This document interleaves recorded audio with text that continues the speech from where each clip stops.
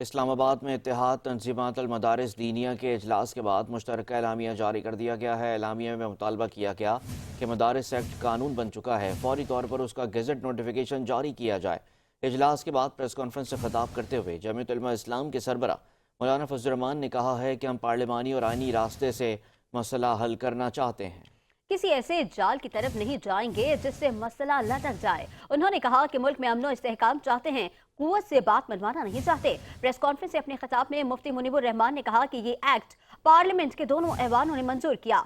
सदर ने एतराजात वक्त गुजरने के बाद किए। स्पीकर ने भी एतराफ किया कि उनके नजदीक ये एक्ट बन चुका।